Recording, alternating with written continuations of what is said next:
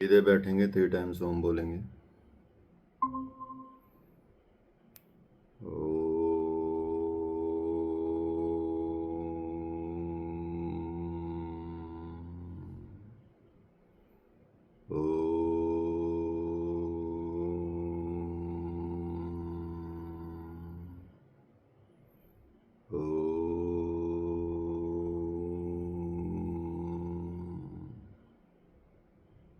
Relax. धीरे से आंखें खोलेंगे।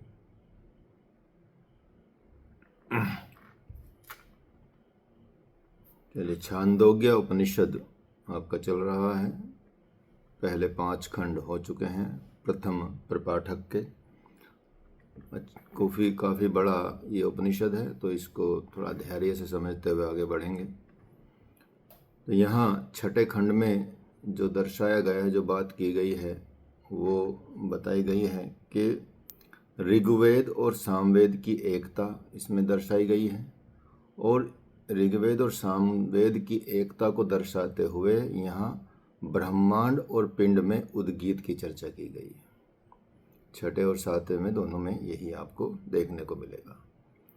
तो उपनिषद में उद्गीत की उपासना का वर्णन है, जैसा पहले भी बता चुके हैं इसमें कि उद्गीत क्या है, शब्द सामवेदियों का है।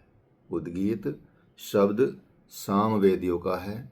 इससे कोई ये न समझ ले कि ऋग्वेदियों को भुला दिया गया है, ऐसा नहीं है। इसलिए छठे और सातवें खंड में ये बार बार इस बात को दोहराया गया है कि ऋग्वेद सामवेद ऋग्वेद के सहारे पर ही टिका हुआ है। इसलिए ऋग्वेद की भी बहुत इम्पोर्टेंस है। ये बात इसमें स्पष्ट कर दी गई है कि सामवेद जो है, सामवेद के 70 मंत्रों को छोड़कर, जैसे भी कल भी आपको बताया था कि सामवेद के यहाँ पे संख्या भी दे दी गई है कि सामवेद के 70 मंत्रों को छोड़कर और ये सभी मंत्र ऋग्वेद से लिए गए हैं। सामवेद के केवल 70 मंत्रों को छोड़ा गया है, और उनको बाकी को ये ऋग्वेद से, मतलब 70 मंत्र नए बोल के कह सकते हैं, नए हैं। बाकी सारे मंत्र ऋग्वेद के ही हैं। तो इस बात को ऋषियों ने भी अपने ढंग से इसको बताया है। जैसे पृथ्वी सामवेद का सूचक है, ऋग्वेद का सूचक है। पृथ्वी ऋग्वेद का सूचक है, और अग्नि सामवेद का सूचक है। जैसे अग्नि का आधार पृथ्वी है, वैसे सामवेद का आधार ऋग्वेद है। साम ऋचा के सहारे गाया जाता है, और ऋक और साम में इसकी जो है इतनी अभिन्नता है कि पृथ्वी मानो सा है और अग्नि मतलब अम है। इन दोनों के मिलने से ही साम बन जाता है। अर्थात ये कह सकते हैं कि अंतरिक्ष ऋग्वेद का सूचक है और वायु सामवेद का सूचक है। जैसे वायु का आधार अंतरिक्ष है, वैसे ही साम का आधार ऋग्वेद है। तो एक दूसरे के इंटरडिपेंडेंट हैं और एक दूसरे के बिना संभव नहीं है। तो साम ऋचा के सहारे क्योंकि गाया जाता है, अर्थात उसकी जो ऋचाएं हैं उनके सहारे से गाया जाता है। ऋक और साम में इतनी अभिन्नता है, कितनी अभिन्नता है। जैसे अंतरिक्ष मानो सा है और वायु जैसे अम है, तो साम हो गया। इन दोनों से मिलके साम बन जाता है। यही इसका सिद्धांत को समझाने की कोशिश की गई है कि जो आपका ऋग्वेद है, सामवेद है, ये दोनों आपस में कह सकते हैं कि इंटरडिपेंडेंट कह सकते हैं, या एक दूसरे के बिना नहीं है।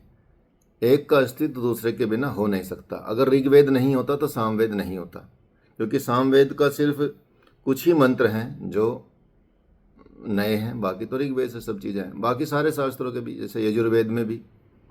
तो इसलिए द्यो जैसे ऋग्वेद का सूचक हुआ, आदित्य जैसे सामवेद का। तो जैसे आदित्य का आधार द्युलोक है, वैसे सामवेद का आधार ऋक है। तो इसलिए यहाँ पे साम ऋचा के सहारे गाया जाता है, और ऋक में साम में इतनी अभिन्नता है कि जैसे द्यो मानो सा है और आदित्य मतलब अम है। इन दोनों के मिलने से साम बन जाता है। अर्थात नक्षत्र जैसे ऋग्वेद का सूचक मान लिया जाए और चंद्रमा मतलब सामवेद का सूचक मान लिया जाए। नक्षत्र को मान लेते हैं ऋग्वेद का सूचक, और यदि सामवेद को मान लिया जाए, चंद्रमा को मान लिया जाए सामवेद का सूचक, तो यहाँ चंद्रमा का आधार क्या है? नक्षत्र लोक है। वैसे ही साम का आधार ऋग्वेद है। तो साम ऋचा के सहारे गाया जाता है। ऋक और साम में सिर्फ इतनी अभिन्नता है, जैसे नक्षत्र मानो सा हो गया और चंद्रमा मानो अम हो गया, इन दोनों के मिलने से क्या बन जाता है? साम बन जाता है।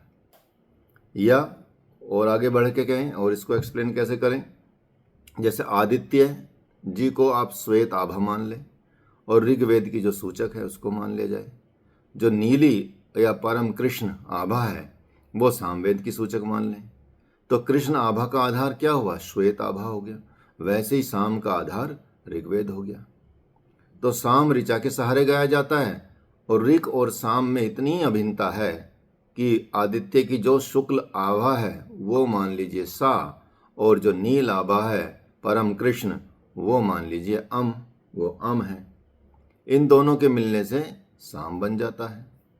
तो इस तरह से आप देख रहे हैं कि जो आदित्य के भीतर सुनहरा पुरुष दिखता है, सुनहरी दाढ़ी मूंछ वाला, सुनहरे केशों वाला, नखों वाला, सारे सोने ही सोने का उस तरह का दिखता है, उसकी कमल जैसी लाल लाल आंखें हैं, उस आदित्य का उत नाम है। उत नाम इसलिए क्योंकि वह सब पापों से उत अर्थात ऊपर है।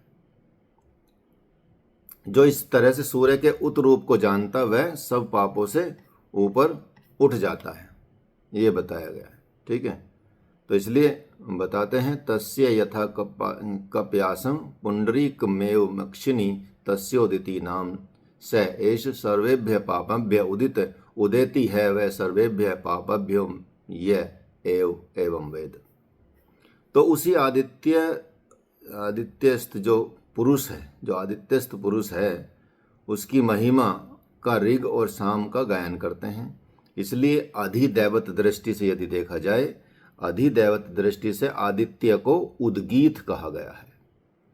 उद्गाता को उद्गाता भी इसलिए कहा जाता है क्योंकि वो उसी हिरण्यमय पुरुष की महिमा का गान करता है,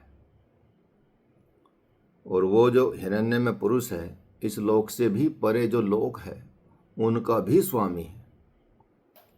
और मतलब उनका स्वामी होने के साथ साथ आप देखेंगे वो सब जितनी भी दिव्य कामनाएं होती हैं उनका भी स्वामी वही होता है, आदित्य। तो इसलिए आदित्य में स्थित पुरुष का की यही जो बात की गई है, यहाँ ऋषि ने ये कल्पना की गई है कि आदित्य को अगर आप एक पुरुष के रूप में कल्पित करें, आदित्य को एक पुरुष बना दें, ठीक है, मतलब पर्सोनिफिकेशन करते हैं, जैसे अलंकार भी होते हैं, पर्सोनिफिकेशन किया जाता है, किसी भी वस्तु का पर्सोनिफिकेशन कर।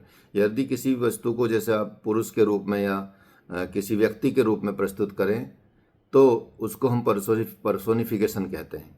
तो ऐसे यदि आप सूरज को, आदित्य को, सूर्य को उसको पर्सोनिफिकेशन के रूप में करें तो कल्पना की जाए तो उसकी किरणों को उस पुरुष की क्या माना जाएगा? दाढ़ी मूंछ मान लीजिए।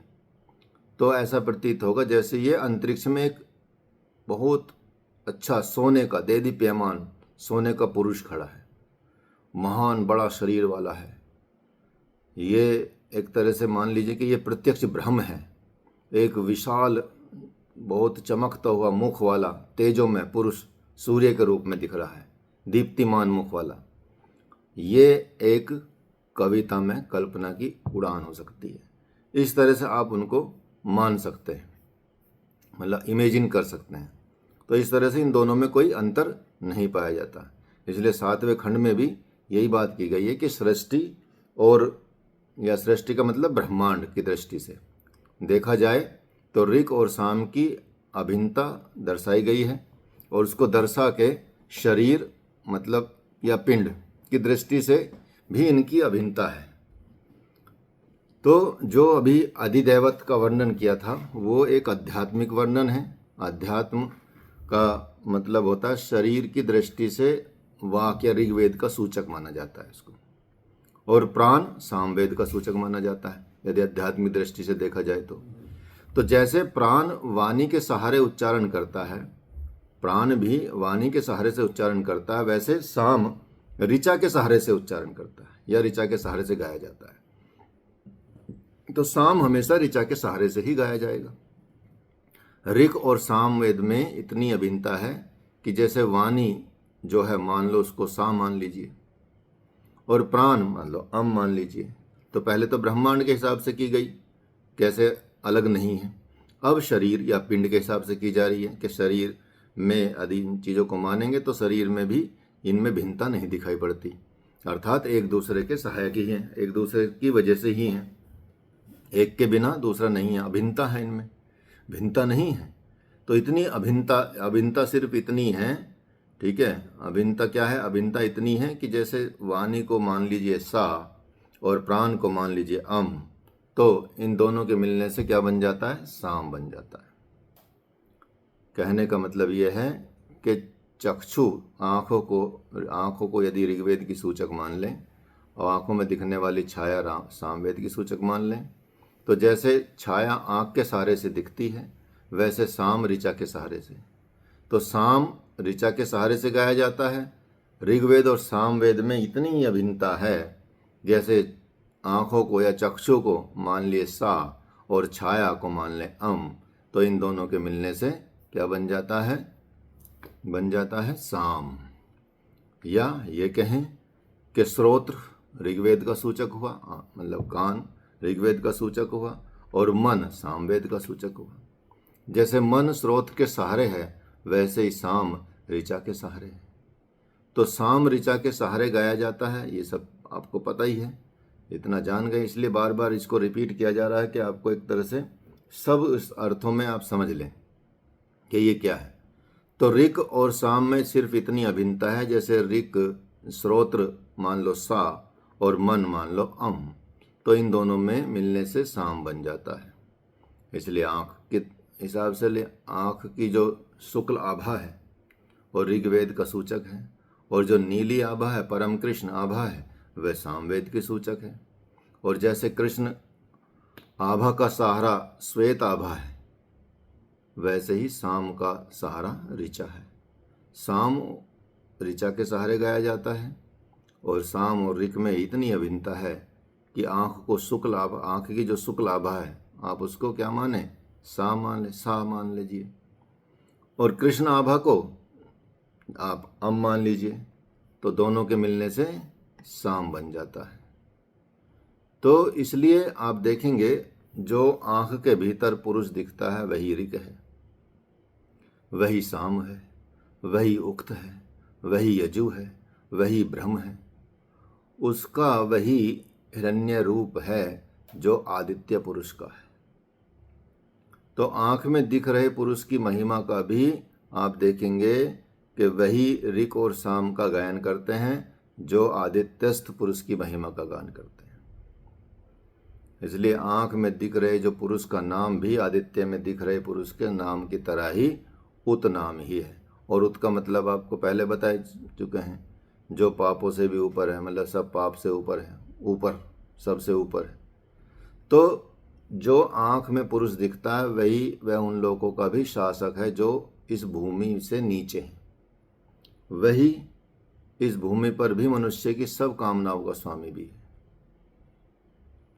जो उपासक लोग होते हैं आप देखेंगे वीणा के मधुर या संगीत के किसी भी संगीत के या वीणा के अच्छे तान को गाते हैं, अच्छी तान में गाते हैं, वे इसी महिमा का गान करते हैं।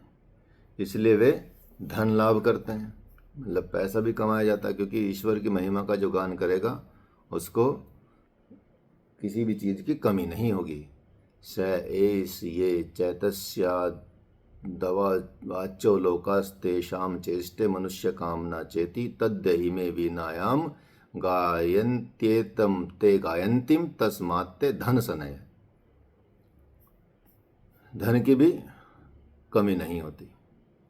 तो जो इस रहस्य को समझ लेगा, जो इस बात को समझ लेगा, वो और इस बात को समझते हुए साम का गायन करेगा, वो आदित्य में वर्तमान ब्रह्मांड पुरुष और आँख में वर्तमान पिंड पुरुष दोनों की महिमा का गान करता है।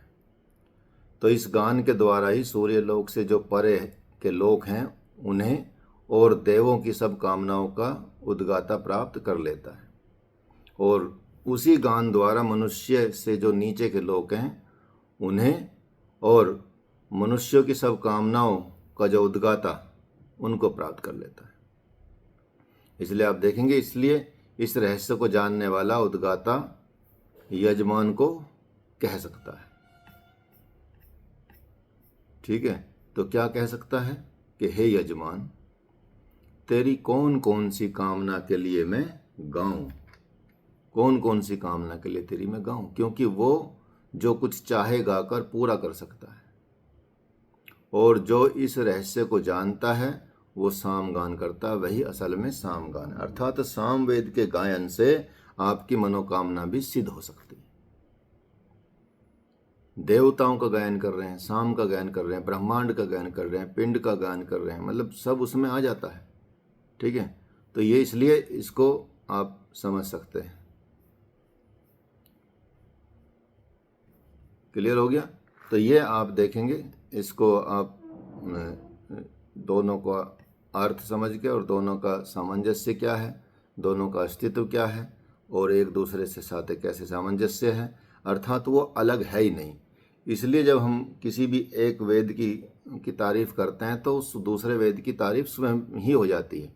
तो ऐसा ना समझ ले कोई, इसलिए ऋषियों ने ये महत्व दिया है कि कोई ऐसा ना समझ ले कि जो ऋग्वेद को फॉलो करते हैं, ऋग्वेदीय हैं, वो ये ना समझ ले कि हमको छोड़ दिया गया है, या जो सामवेदीय हैं और ऋग्वेदीय कोई गा रहा है या कुछ बात कर रहा है या कुछ अपने ग्रंथ का चर्चा कर रहा है, तो ये वो ना समझ लें कि वो सामवेद को नकार रहे हैं, क्योंकि एक दूसरे को नकार नहीं सकते, एक दूसरे के साथ ही चलना पड़ता है, क्योंकि बिना उसके अस्तित्व है ही नहीं। सूरज की जो प्रकाश लाइट है, लाइट सूरज की वजह से, तो वो सब उसी वजह से है, तो एक दूसरे का गहरा संबंध है। इस तरह से इसको मान लीजिए। तो यहाँ पर भी आगे के जो खंड बताए गए हैं, 8वां खंड, 9वां खंड, इसमें भी 3 ऋषियों में उद्गीत की चर्चा की गई है। तो यहाँ बताया गया है कि प्राचीन काल में 3 व्यक्ति उद्गीत में कुशल थे। कौन 3 व्यक्ति उद्गीत में कुशल थे, उसमें बताते हैं। एक तो थे शालावान के पुत्र शिलक, ये उद्गीत में कुशल थे। और चिकितायन के पुत्र दालभ्य, ये उद्गीत में कुशल थे। ठीक है, और जीवल का पुत्र प्रवाहन, ये उद्गीत में कुशल थे। तो वे एक दूसरे से कहने लगे कि हम तीनों उद्गीत में कुशल हैं, आओ उद्गीत की चर्चा करें। ऐसा उन्होंने विचार किया कि उद्गीत की चर्चा करते हैं। तो कहा बहुत अच्छा, बहुत अच्छा, ऐसे कहकर वो एक साथ बैठ गए। तो जीवल का जो पुत्र प्रवाहन है उसने बोला कि आप दोनों पहले चर्चा करें, आपकी चर्चा मैं सुनूंगा, क्या आप बातचीत करते हैं। तो आप देखेंगे यहाँ कोई अहंकार नहीं है, यहाँ कोई इस तरह का विषय नहीं है या कोई सांसारिक चीज़ नहीं है। तीनों विद्वान हैं और तीनों विद्वान अपने को विनम्र भाव से रखते हैं और कहते हैं कि कहते हैं कि पहले आप दोनों चर्चा कर ले, मैं सुन लेता हूँ, कि आप चर्चा करेंगे उसको मैं सुनूंगा। अब जब शिलक और दालभ्य के बीच बातचीत होती है और प्रवाहन सुनते हैं, तो शिलक ने दालभ्य से कहा, मैं अब आपसे कुछ पूछता हूँ, क्या पूछ सकता हूँ? तो दालभ्य ने कहा, हाँ हाँ पूछिए, कोई चिंता नहीं, आप पूछो। तो शिलक ने पूछा कि सामगान कैसे करते हैं, या सामगान होता कैसे है? तो दालभ्य ने कहा कि ये सामगान जो है स्वर से होता है। तो स्वर कहाँ से होता है? तो उन्होंने कहा कि स्वर प्राण से होता है। और प्राण किसके आश्रय से है? तो उन्होंने कहा कि प्राण अन्न के आश्रय से है। और अन्न कैसे होता है? अन्न की उत्पत्ति कैसे होती है? अन्न की उत्पत्ति जल से होती है। तो ये बात उन्होंने कही। ठीक है, अब वो आगे पूछते हैं कि ये जल आता कहाँ से है। तो उन्होंने कहा उस लोक से। उस लोक से का मतलब द्युलोक से, आकाश लोक से, स्वर्ग लोक से आता है। उस लोक से अर्थात स्वर्ग लोक की स्थिति कैसे है, वो किस तरह से है। तो दालभ्य उत्तर देते हैं कि स्वर्ग लोक के आगे प्रश्न नहीं करना चाहिए। हम किसकी चर्चा कर रहे हैं? हम सामगान से स्वर्गलोक की ही स्थापना करते हैं, इससे आगे नहीं जाते। तो उन्होंने ये निर्णय किया कि हम और आगे नहीं जाते, हम यहाँ से सामगान से लेकर स्वर्गलोक की स्थापना करेंगे, वहीं तक रहेंगे, उससे आगे नहीं जाएंगे। तो साम का काम स्वर्ग की स्तुति करना ही है। तो ये सुनकर शिलक ने दालभ्य से ये कहा कि हे दालभ्य, तुम सामगान से स्वर्ग लोक की स्थापना करते हो, आगे नहीं जाते हो, लेकिन उद्गीत चर्चा में इस तरह से या इस प्रकार स्वर्ग लोक तक ठहर जाने से काम नहीं चलेगा। ऐसा नहीं कि आप एक लिमिट कर दो, ठीक है, उससे काम नहीं चलेगा। तो तुम्हारा जो सामगान है अप्रतिष्ठित हो जाएगा, या साम का जो ज्ञान है आपको, वो उसकी कोई प्रतिष्ठा नहीं होगी, या वो प्रतिष्ठित नहीं होगा। तुम्हें इस अल्प ज्ञान के जो या अल्प ज्ञान के लिए अगर कोई धिक्कारे तो लज्जा से तुम्हारा सिर नीचा हो जाएगा। तो इसलिए यदि आपको ये नॉलेज नहीं होती तो फिर आगे कैसे बढ़ोगे। तो दालभ्य ने कहा कि हे भगवान, क्या मैं इस बात का ज्ञान आपसे प्राप्त कर सकता हूँ, क्योंकि मुझे तो ऐसा ज्ञान नहीं है। तो आप देख रहे हैं कि किसी में भी ऐसा अहंकार नहीं है कि वो एक दूसरे के प्रश्न पूछने में कोई संकोच कर रहे हों, कोई अहम भाव दिखा रहे हों, और कोई ये बोल रहा हो कि मैं आपसे ज़्यादा ज्ञानवान हूँ। तो उन्होंने कहा कि यहाँ तक रुकता है, लेकिन मैं आपसे और जानना चाहता हूँ। तो क्या मैं इस बात का ज्ञान आपसे प्राप्त कर सकता हूँ? तो उन्होंने कहा हाँ हाँ करो, बिल्कुल करो, कोई दिक्कत नहीं, जो हमको पता होगा वो बताएंगे आपको। तो अब दालभ्य ने प्रश्न किया कि उस लोक अर्थात स्वर्गलोक की स्थिति कैसी है। तो शिलक ने उत्तर दिया कि स्वर्गलोक का आश्रय ये लोक है। ये लोक मतलब पृथ्वी ही है। स्वर्गलोक का आश्रय है पृथ्वी लोक, पृथ्वी ही है उसका। दालभ्य ने फिर पूछा कि इस लोक की स्थिति किस पर है। तो शिलक ने उत्तर दिया कि इस पृथ्वी लोक पर तो सब कुछ ही प्रतिष्ठित है, इससे आगे प्रश्न नहीं करना चाहिए। तो हम सामगान से इस प्रतिष्ठित पृथ्वी लोक की ही स्थापना करते हैं, इससे आगे नहीं जाते। तो साम का काम संसार का धारण करने वाले और इस पृथ्वी लोक की स्थिति करना ही है। अब ये सुनकर शिलक को जैवली ने कहा, हे शिलक, तेरा सामगान निष्फल है। अगर कोई सामवेद का ज्ञानी आ पहुँचे और तुझे अल्प ज्ञान के लिए धिक्कारे तो लज्जा से तेरा सिर नीचा हो जाएगा। तो इस पर शिलक ने कहा, भगवान, तो क्या आपसे मैं यह ज्ञान प्राप्त कर सकता हूँ? तो जैवली ने कहा, अवश्य अवश्य कर सकते हो। ठीक है। तो यहाँ अब शिलक ने जैवली से प्रश्न पूछा कि तो आप ही बताइए, मुझे बताइए कि ये द्युलोक तक का दारंभ पहुंचा था या पृथ्वी लोक तक पहुंचा था। इन दोनों के बीच आकाश लोक का जैवली ने उल्लेख बताया कि इस दोनों के बीच में एक और लोक है जो आकाश लोक है, और आकाश ही परम धाम है, ये उन्होंने बताया। तो ये आकाश ब्रह्म का प्रतीक है, ये दूसरों से उत्तम है, यही उद्गीत है। इसकी चर्चा के लिए हम तीनों यहाँ बैठे हैं। ये अनंत है, जो दूसरों से वर्तम है और उद्गीत है, उसके रूप को जान लेने से, उसको जानकर उपासना करने से उसका जीवन दूसरों से श्रेष्ठ हो जाता है और वह सर्वश्रेष्ठ लोगों को जीत लेता है।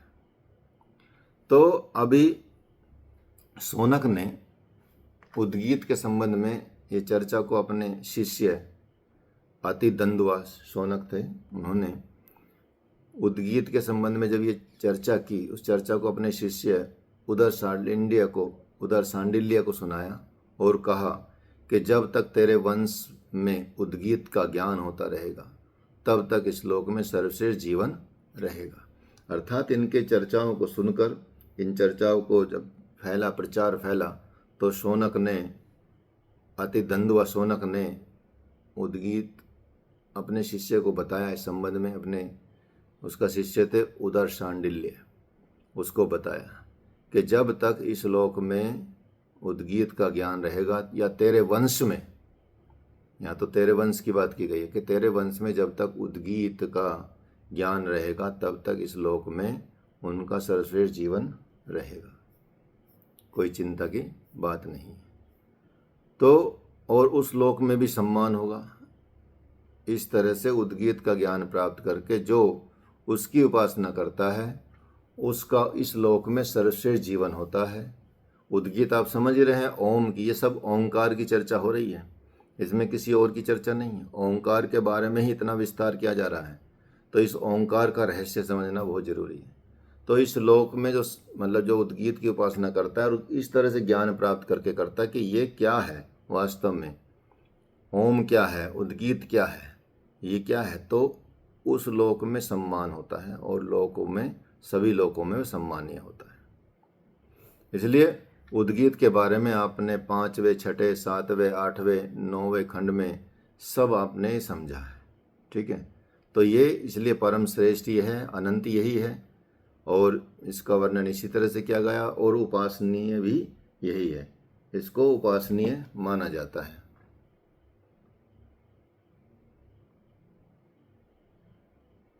क्लियर है?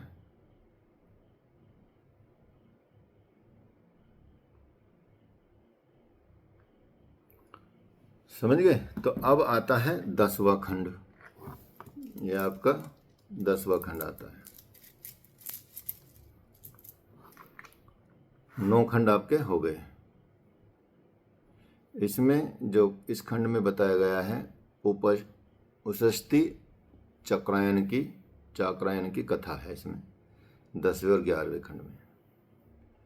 तो इसमें कहानी बताई गई है, कथा बताई गई है कि एक समय की बात है, ये कथा एक समय का ये कथानक है, ठीक है। कुरु देश में ओलों से सब कुछ नष्ट भ्रष्ट हो गया, कुरु देश में, ठीक है। उस समय जो हाथीवान थे, हाथीवान के गांव में उषस्थि चाक्रायन एक निर्धन ऋषि आटिकी नामक अपनी स्त्री के साथ जा बसा। उस समय एक हाथीवानों के ग्राम में उषस्थि चाक्रायन निर्धन ऋषि थे और आटिकी नामक अपनी स्त्री के साथ वहाँ जा बसे। वो बहुत भूख से सताया हुआ था, भूख मतलब काफ़ी थी, और क्योंकि गरीब थे और भूख से सताया हुआ था, और सड़े गले उड़द खाते हुए एक हाथीवान से उसने भिक्षा मांगी। तो वो बोला कि मेरे पास जो ये उड़द पड़े हुए हैं, इससे अलावा मेरे पास कुछ है नहीं, आप ये ले लो। तो ऋषि ने कहा चलो इन्हें दे दो भाई। तो उसने वो दे दिए। हाथीवान ने कहा कि जल भी ले लो। तो उषस्थि ने कहा कि अगर मैं ये पानी पीऊँगा तब तो तेरा झूठा पानी पीऊँगा। तो हाथीवान ने कहा कि भाई तो ये क्या उड़द झूठे नहीं हैं? ऋषि ने कहा कि अगर मैं इन्हें नहीं खाऊंगा तब तो भूख के मारे मर ही जाऊंगा, जी नहीं सकूंगा, परंतु जल तो जहाँ चाहो मिल जाएगा, ये अन्न नहीं मिल सकता, इसलिए मैं इसको खा लूँगा, मुझे जीना पहले जरूरी है। तो ऋषि ने उसे उन झूठे उड़द को खाकर बचे हुए को अपनी भार्या को दे दिया, पत्नी को दे दिया, पत्नी के लिए ले आया। तो वो पहले ही भिक्षा कर चुकी थी उसने उन उड़दों को रख लिया। वो पहले ही भिक्षा खा ली थी, ठीक है, उसने उन उड़द के उस दानों को रख लिया। जब सुबह हुई और सुबह जागे तो ऋषि बोले कि यदि कुछ भी अन्न मिल जाए तो शरीर में शक्ति आने पर कहीं से मैं धन प्राप्त करूं जिससे जीवन निर्वाह हो सके। तो एक राजा हैं, यज्ञ करने वाले हैं, मैं वहाँ जाकर वहाँ पहुँच जाऊं तो वो अपने सब ऋत्विजों में से मुझे ही चुनेंगे, ठीक है। तो उसे उसकी भार्या ने कहा कि पतिदेव ये ही उड़द है, इसलिए उन्हें खाकर ऋषि उस महान यज्ञ को गाया। तो वहाँ पाठ करने वाले उद्गाताओं में, यज्ञ भूमि में, वो बाकी सबके पास जाकर बैठ गया और जो प्रस्तुत करने वाले थे लोग, प्रस्तोता थे, उनको कहने लगा कि हे प्रस्तोतः, जो देवता प्रस्ताव से संबंध रखता है, अगर तुम उसे न जानते हुए प्रस्ताव का ज्ञान करोगे या गान करोगे तो तुम्हारा सिर गिर जाएगा, अर्थात तुम्हें नीचा देखना पड़ेगा। तुम्हारा सिर गिर जाएगा मतलब नीचा देखना पड़ेगा, ठीक है। कि अगर तुम नहीं जानते और फिर करते हो तो ऐसा तो गलत हो जाएगा। तो फिर ऐसे ही उद्गाता को कहा उन्होंने कि उद्गात, जो देवता उद्गीत से संबंध रखता है और अगर तुम उसे नहीं जानते हुए उद्गीत गाओगे तो तुम्हारा भी सिर गिर जाएगा। कहने का तात्पर्य कि तुम्हें भी नीचा देखने को मिलेगा, देखना पड़ेगा। इस तरह से प्रतिहर्ता को संबोधित करके कहा कि प्रतिहर्तः, जो देवता प्रतिहार से संबंध रखता है, अगर तुम उसे न जानते हुए प्रतिहार गाओगे तो तुम्हारा भी सिर नीचे गिर जाएगा, अर्थात तुम्हें भी नीचा देखना पड़ेगा। अब ये सुनकर वो तीनों अपना अपना काम छोड़कर चुप होकर बैठ गए, ठीक है। कि यार ये तो फिर तो दिक्कत हो जाएगी, अगर हम नहीं जानते हैं तो कैसे चलेगा काम। तो इस खंड में यही बताया गया कि प्रस्तोता, उद्गाता और प्रतिहर्ता से कहा गया कि अपने कार्य को करते हुए शब्दों के चक्कर में ना रहें, कि शब्द ना जाने सिर्फ आप, उस कार्य के देवता, उस कार्य के मुख्य अंश और लक्ष्य को समझते हुए प्रत्येक कार्य करें।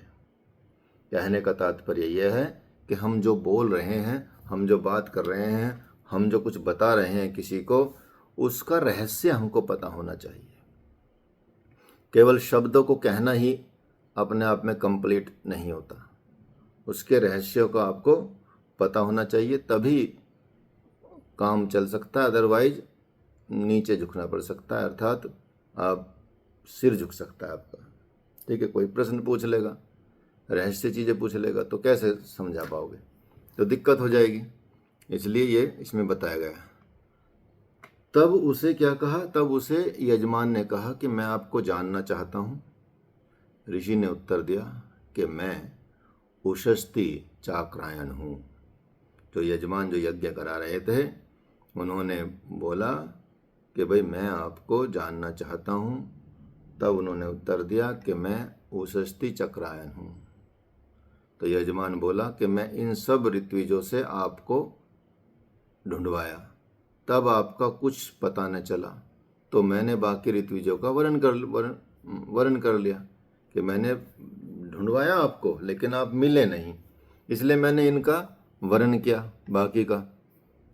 तो इसलिए सब ऋत्विजों के साथ आप ही मेरे मुख्य ऋत्विज बनकर यज्ञ कराएं। तो उशस्ती ने कहा कि बहुत अच्छा, लेकिन जिन ऋत्विजों का तुमने पहले वर्ण कर रखा है वे ऋत्विज ही प्रसन्नतापूर्वक मेरी देख रेख में यज्ञ कराएं, और साथ ही जितना धन दक्षिणा आप इन्हें दें उतना ही मुझे दे दें, अधिक ना दें। यजमान ने बोला ठीक है। तो अर्थात उस ऋषि ने भी, जो अब राजा तो समझ गए कि भाई हाँ इनके बिना यज्ञ पूरा नहीं होगा, अब यज्ञ पूरा करने के लिए उन्होंने उनसे प्रार्थना की, उन्होंने हामी भर ली, ठीक है। लेकिन उन्होंने उन तीनों ऋत्विजों को नकारा नहीं, उनकी भी प्रसन्नता का ख्याल रखा और उन्होंने कहा कि मेरे देख रेख में ये यज्ञ कर लेंगे, कोई दिक्कत नहीं, और यज्ञ करने दें, और जितनी दक्षिणा आप इन्हें देंगे उतनी मुझे दे देना, कोई दिक्कत नहीं, उससे अधिक मुझे चाहिए नहीं। तो यजमान ने कहा कि ठीक है, तथास्तु, ठीक है, अर्थात न तो मैं इन्हें हटवाना ही चाहूँगा और न ही इनकी अपेक्षा अधिक दक्षिणा ही लूँगा, जिससे ये अपने को अपमानित न समझने लगे। तो यह सम्मान की बात आती, ठीक है। इसलिए कहीं भी ऐसा नहीं कि आप घुस जाएं, जो पहले से कुछ लोग हैं उनको सम्मान देना चाहिए और उनके सम्मान के तहत ही करना चाहिए। और ऐसा भी होता है कि हो सकता है कि वो थोड़े से अहंकारी हों, तब बात अलग हो जाएगी, लेकिन उस वक्त में, ऐसे समय में, जो ऐसे रियल विद्वान होते हैं वो अहंकारी नहीं होते। तो इसके आप देखेंगे, इसके अनंतर प्रस्तोता नामक ऋत्विज उषस्थि के निकट आकर विनय भाव से बोले, भगवान, आपने मुझे कहा था कि जो देवता प्रस्ताव से संबंध रखता है उसे न जानते हुए प्रस्ताव करोगे तो तुम्हारा सिर गिर पड़ेगा। तो मुझे ये बताइए कि भगवान, मुझे ये बताइए कि वह देवता कौन सा है। तो तब उषस्थि ने उत्तर दिया कि प्राण ही वह देवता है। वो सब भूत, सब प्राणी उस महाप्राण भगवान में ही अंत काल में प्रवेश करते हैं और उत्पत्ति काल में उसी से उत्पन्न होते हैं। तो जब किसी शुभ कर्म का प्रस्ताव हो, या जब किसी शुभ कर्म को करना हो, या उसका प्रस्ताव आए या प्रारंभ हो, तो उस प्राण देवता को प्रस्ताव में अनुगत समझो। अगर तुम यह न जानते हुए स्तुति करते हो या कोई करता है, तो फिर उसका सर, या तू करता है तो तेरा सिर गिर जाता है। तो मेरे कहने का मतलब यही था। फिर उद्गाता ने प्रश्न किया। उद्गाता ने, जो उद्गाता नामक ऋत्विक थे, उनने उषस्थि के निकट आकर पूछा, विनय भाव से पूछा कि हे भगवान, आपने मुझे कहा था कि जो देवता उद्गीत में संबद्ध नहीं है, या संबद्ध है, उद्गीत में संबद्ध है, उसे न जानते हुए यदि गान करोगे तो तुम्हारा सिर गिर पड़ेगा। तो ये बताइए वो देवता कौन सा है। तो उषस्थि ने कहा, उत्तर दिया कि आदित्य ही वह देवता है। वो सब भूत ऊपर चढ़ते हुए सूर्य की महिमा का गान करते हैं। उद्गीत के साथ आदित्य का संबंध है, इसलिए क्योंकि जैसा पहले बता चुके हैं कि भौतिक जगत में आदित्य उद्गीत का प्रतीक है। अगर तू यह न जानकर स्तुति करता तो तेरा सिर गिर जाता। मेरे कहने का मतलब यही था।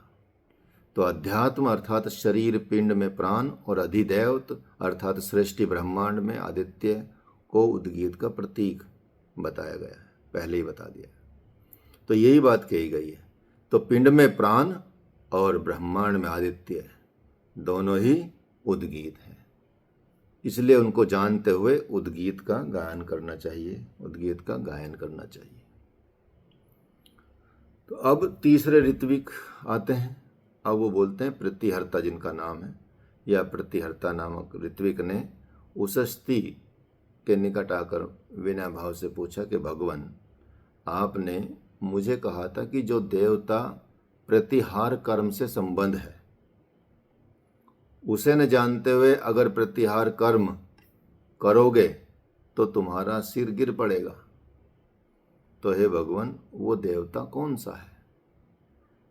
तो उषस्थि ने उत्तर दिया कि वो अन्न ही वो देवता है। अन्न ही वो देवता, वो सब भूत अन्न का प्रतिहरण अर्थात ग्रहण करते हुए जीवित हो सकते हैं, जीवित रहते हैं। सब अन्न रूप में ही कुछ ना कुछ खाते हैं, इसलिए उसी से जीवित रह सकते हैं। तो प्रतिहार का अनुगत देवता अन्न ही है। यदि उसे न जानते हुए अगर तुम प्रतिहार कर्म करते तो तुम्हारा सिर गिर पड़ता। तो मेरे कहने का मतलब यही था, या मेरे कहने का अभिप्राय यही था, मेरे कथन का मतलब यही था। तो यहाँ यज्ञ में 3 ऋत्विक होते हैं, प्रस्तोता, उद्गाता, प्रतिहर्ता, और तीनों शब्द जाल में ही न फंसे, भाव को मुख्य समझें, मुख्य रहे, देवता का ज्ञान रखते हुए काम करें, देवता शरीर पिंड की दृष्टि से प्राण है, सृष्टि ब्रह्मांड या जो भी है उसकी दृष्टि से आदित्य है। लेकिन ये सब आप देखेंगे दोनों उद्गीत के प्रतीक माने जाते हैं। अर्थात पिंड में प्राण और ब्रह्मांड में आदित्य के सारे ही उद्गीत की उपासना करें। लेकिन इस उपासना में ये ध्यान रहे कि इस उपासना में हम अपने शरीर को न भूलें। इसलिए ऋषियों ने प्रस्तोता या उद्गाता को ओंकार उपासना का प्रतिनिधि बताया है और प्रतिहर्ता को शरीर की रक्षा करने वाला अन्न का प्रतिनिधि बताया है। अन्न की महिमा ऋषि ने अपने जीवन से भी प्रकट कर दी है। यहाँ पर जब उन्होंने शुरू में देखा तो जब कुछ भी न मिला तब उच्छिष्ट भी आपधर्म समझकर शरीर रक्षार्थ खा लिया। यह अन्न की महिमा बता दी उन्होंने कि यदि शरीर की रक्षा करनी हो और कुछ भी ना मिले तब आप झूठा खाकर भी शरीर की रक्षा पहले करें, क्योंकि पानी तो हर जगह मिल जाएगा। इसलिए उन्होंने झूठे उड़द लेकर भी झूठा पानी पीने से इनकार कर दिया। इसका मतलब ये है कि अगर कहीं जल न मिलता और उसके कारण प्राण संकट में होते तो झूठा जल भी पी लेना उषस्थि चक्रायन की दृष्टि में आपद धर्म होता। यही धर्म है, अर्थात पहले अपने को जीवित रखना धर्म है। ठीक है, तो ये बताया गया। तो यहाँ 12वें खंड में बताते हैं कि ऋषि मुनि जिस तरह से उद्गाता की उपासना करते हैं या उसका वर्णन करते हैं तो या उसका वर्णन करने के बाद छांदोग्य उपनिषद के रचयिता कहते हैं कि मनुष्य क्या पूरा पशु जगत भी उद्गीत की उपासना कर रहा है। जैसे उदाहरण के तौर पे यदि देखें कि 100 उद्गीत का वर्णन करता है, 100 शवा अर्थात कुत्ता भी उद्गीत का ही मानो गान कर रहा है। आखिका के तौर पर कहते हैं कि एक बार बकदालभ्य या शायद मित्र का पुत्र गिलाव, इन दोनों में कोई एक स्वाध्याय के लिए एकांत स्थान में गया तो वहाँ उसने क्या देखा कि एक सफ़ेद कुत्ता उसके सामने आया और दूसरे कई कुत्ते उस सफ़ेद कुत्ते के साथ आकर उसे बैठ गए और कहने लगे कि हे भगवान ऐसा गाना गाओ जिससे हमें अन्न प्राप्ति हो, क्योंकि हम भूखे हैं। तो सफ़ेद कुत्ते ने कहा कि कल सुबह आप मेरे पास आ जाना। तो जो बकदालभ्य या मित्र का पुत्र गिलाव ये सब देख रहा था, वो भी वहीं अगले दिन की प्रतीक्षा करने लगा कि भाई देखते हैं क्या होता है, कि कुत्ते ने कल सब कुत्तों को बुलाया है।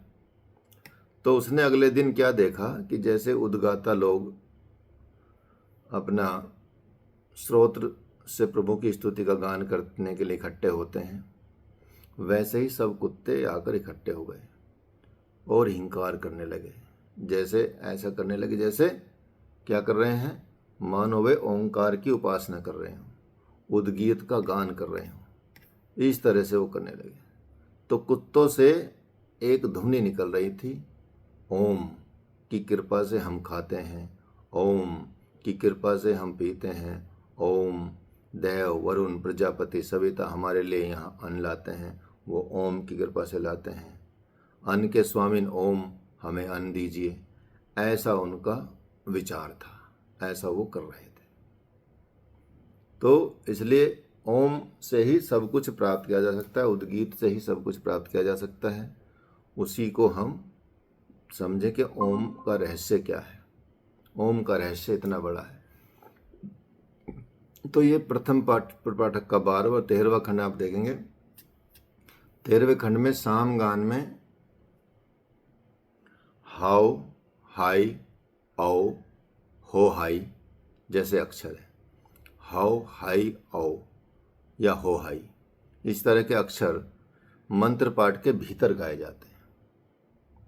तो कुत्ते के हिंकार में भी इसी तरह की ध्वनियाँ निकलती हैं। तो ऋषियों, मुनियों और जीव जंतुओं की इन ध्वनियों को उपासक प्रभु के भिन्न भिन्न रूपों के स्मरण के रूप में अनुभव करते हैं। हाव मानो इस पृथ्वी लोक की महिमा का गान है, हाय मानो प्रभु की देन वायु की महिमा का गान है, आई चंद्रमा का गान है, ई आत्मा का ज्ञान है, ई अग्नि का स्मरण है। इस तरह से ऊ आदित्य का, ए आवाहन का, ओ होई विश्वदेव का, हिम प्रजापति का, स्वर प्राण का, विराट अन्न और वाणी का मानो स्मरण कर है। तो इसलिए इन 12 प्रकार के स्वरों का वर्णन के बाद 13वें स्वर हुंकार के विषय में बताते हैं कि यह स्वर अनिर्वचनीय, सर्वसंचारी पर ब्रह्म का स्मरण कराता है। तो यहाँ आप देखेंगे कि वाणी के सार को जो समझ पाता है, जो वाणी को समझ पाता है, किसी की भी वाणी हो, उसके यदि सार को समझ रहे हैं, मतलब एग्जैक्ट शब्द तो आपको समझ में नहीं आएंगे, जरूरी नहीं है, लेकिन यदि आप वाणी के सार को समझ लें, उसके लिए जैसे गाना विदेशी गाना होता है, इंग्लिश गाना होता है, कई बार समझ में नहीं आता लेकिन झूमते हैं उसको सुन के, कई लोग उसको सुन के सैड हो जाते हैं। यदि सैड गाना होता है तो शब्द समझ में नहीं आ रहे, या कोई फ्रेंच गाना है, या कोई रशियन गाना है, यदि कोई संगीत ऐसा मिलता है तो लोगों को ऐसा नहीं कि जरूर समझ ही आ रहा है, लेकिन उसके भाव को वो समझ जाते हैं। तो ऐसी वाणी के सार को जो समझ लेता है, उसके लिए वाणी स्वयं दूध झर देती है। अर्थात वाणी के सार को समझ लेना है, उसके भाव को समझ लेना है, तो वाणी अपने आप में आपको वरदान दे देगी। तो नए समझने वाले के लिए ऋषि मुनियों और जीव जंतुओं के हिंकार आदि शब्द सिर्फ निरर्थक हो जाएंगे। अगर कोई समझेगा ही नहीं बाहर को, तो वो कैसे उसको समझ पाएगा, निरर्थक हो जाएगा। लेकिन समझने वाले के लिए ये शब्द ही प्रभु की महिमा का एक तरह से गान कर रहे हैं, ये मान के चलिए। और जो इस प्रकार साम गान की और इस उपनिषद को जानता है, उस उपनिषद मतलब इस उपनिषद के बारे में जानता है, वो अन्नवान हो जाता है और अन्नाद हो जाता है। तो यहाँ ये आपका पहला प्रपाठक 13 खंडों में समाप्त होता है। ठीक है, तो यहाँ ओम का रहस्य इतना समझाया है, तो है तो सारा ये उसी का पूरा ओम के बारे में चर्चा की गई है, ओंकार के बारे में चर्चा की गई है। अब यहाँ आप देखेंगे कि इसमें दूसरा प्रपाठक होता है। इसका पहला खंड आपने समझेंगे। इसमें संसार में जैसे चारों तरफ या सर्वत्र आप देखेंगे पंचविध या सप्तविध सामगान हो रहा है। संसार में कहाँ कहाँ क्या क्या चल रहा है, सामगान कहाँ हो रहा है, कैसे हो रहा है, इसके बारे में इसमें चर्चा हो रही है इस द्वितीय प्रपाठक में, अर्थात इसका पहला खंड है। पहला प्रपाठक आपका कंप्लीट हुआ, जिसमें 13 खंड थे। 13 खंड आपने समझ लिए, इसका रिवीजन कर लेना। इसमें कल और आज 2 में यह कंप्लीट हुआ है। आज के में भी थोड़ा हो जाएगा, अभी 5-10 मिनट हैं, उस पर कर लेते हैं जितने भी खंड होंगे, क्योंकि बड़ा है तो जितना जल्दी ख़त्म हो जाए ठीक है। तो पहले प्रपाठक में आपने साम के मुख्य विषयों को समझा, अर्थात उद्गीत उपासना को समझा, उसका वर्णन किया गया है वहाँ पे, आपने समझा उसका पूरा। अब यहाँ कंप्लीट या संपूर्ण साम के विषय में ऋषि अपने उद्गार प्रकट करते हैं, संपूर्ण साम के बारे में बताते हैं। तो ऋषि कहते हैं कि उद्गीत की उपासना तो ठीक है ही, उसमें कोई दो राय नहीं है, उसमें कोई डाउट नहीं है, निसंदेह कि उद्गीत की उपासना तो बिल्कुल ठीक है, लेकिन समस्त साम की उपासना भी जरूरी है, साधु है। समस्त साम की उपासना भी साधु है। संसार में जो साधु अच्छी वस्तु होती है उसे साम कहते हैं, और जो असाधु वस्तु होती है उसे असाम कहते हैं, अर्थात वो समान नहीं है, सही नहीं है। तो साधु वस्तु ही जो अच्छी है वही साधु। तो साम से ऋचा को इसने गाया का मतलब ये होता है कि साधु प्रकार से गाया, अर्थात अच्छी प्रकार से गाया, अर्थात उसका गायन भी आपको अच्छी प्रकार से करना है, न कि ऊट पटांग किसी से बिना सुर और ताल के कर लेना है। ठीक है, तो साधु तभी बोला जाएगा। असाम से गाया का मतलब होता है असाधु प्रकार से गाया।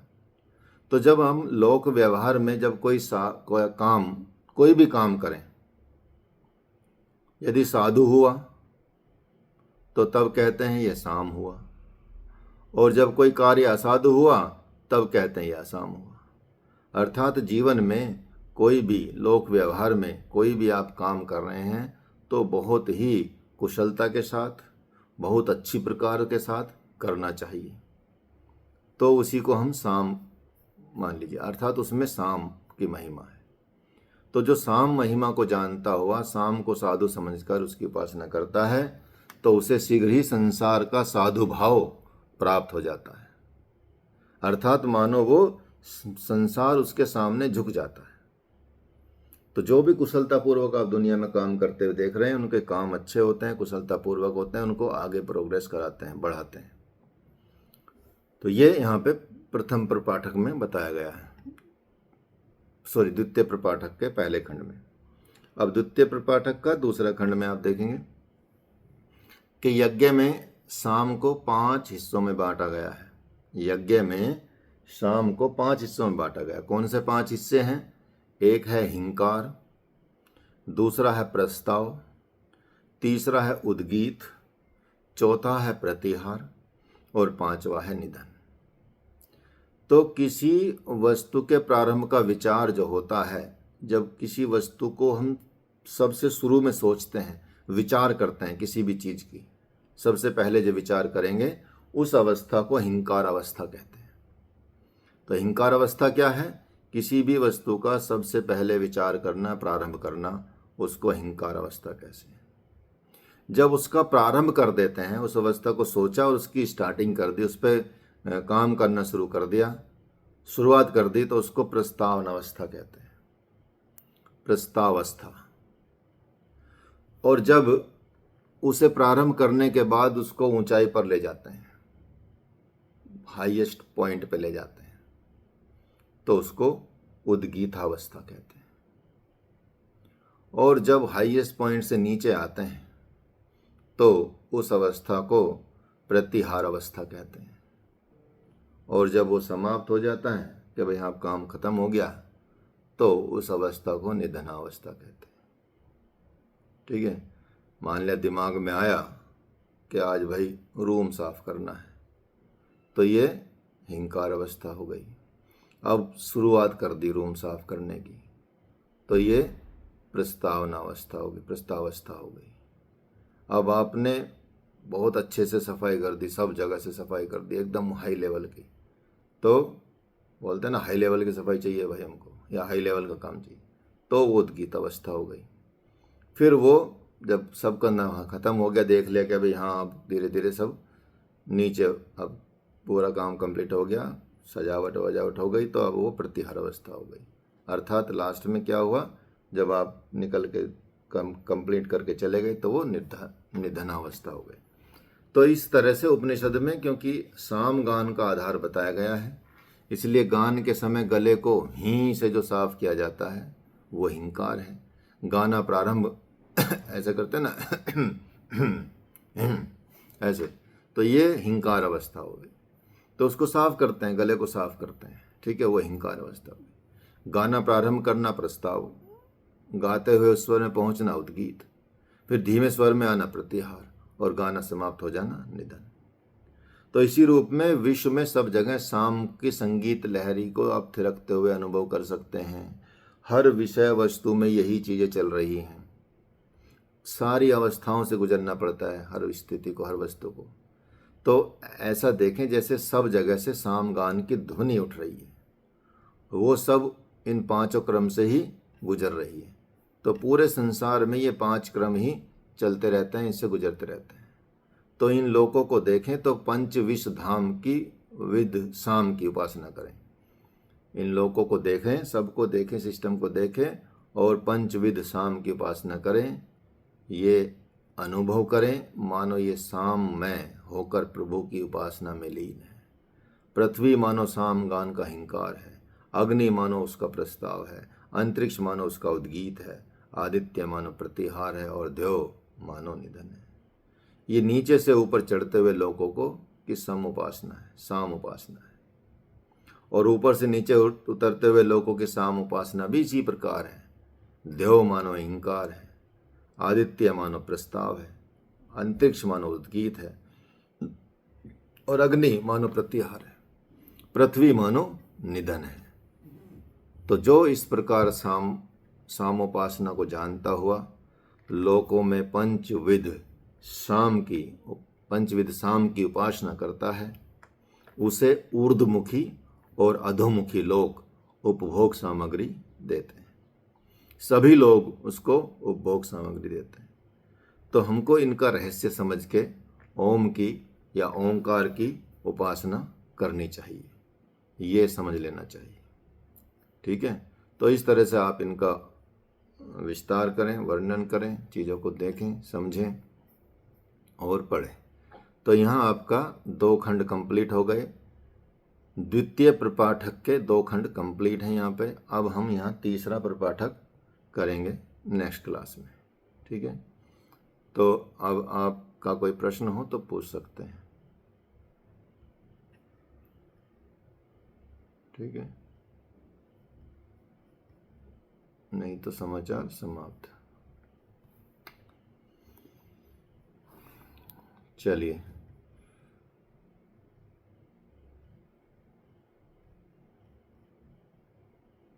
ठीक है, तो पहले सेमेस्टर, थर्ड सेमेस्टर वाले क्लास छोड़ सकते हैं और फर्स्ट सेमेस्टर वाले रुके रहेंगे।